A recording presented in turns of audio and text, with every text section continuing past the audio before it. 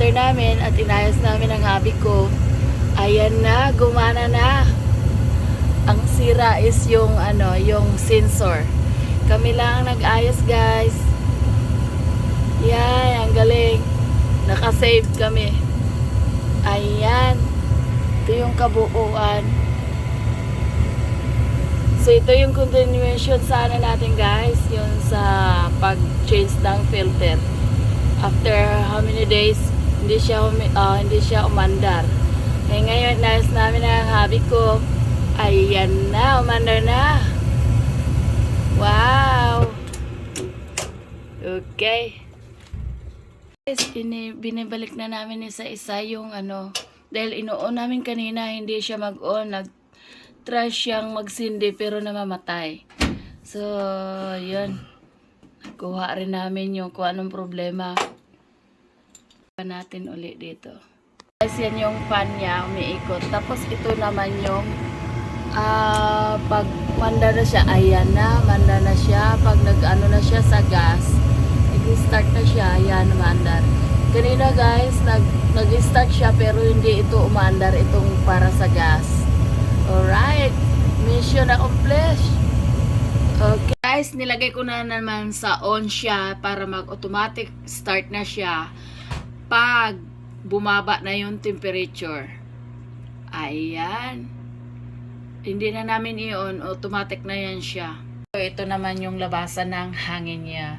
So, dito na namin ma-feel yung init ng room pag lumabas na yung yung ibubugan niya na mainit. Ayan. Ito yung thermostat ng heater. Pag bumaba na yan, pag naka 75 siya ngayon, pag bumaba siya like 73 or 74, mag-start na yung niya doon. Automatic na mag-start. Tapos, hihinto rin siya pag mainit na yung temperature dito sa loob. Ayan. Guys, nung narinig nyo, may umandar na siya guys dahil bumaba yung temperature dito sa loob. Kailangan na niyang painitin uli. Ayan, sana narinig nyo.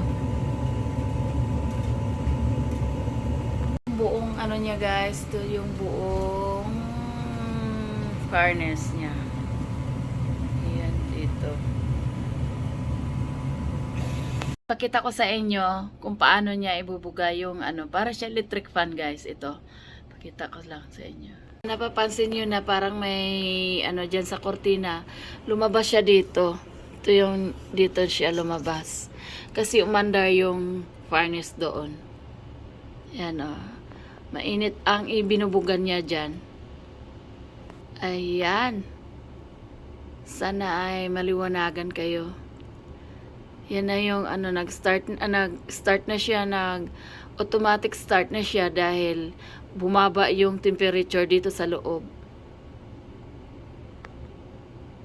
Guys, talagang kailangan natin dahil kung hindi tayo mag-on ng gano'n, malamig dito, lalamigin kami kahit nandito kami sa loob dahil nga taglamig at snow.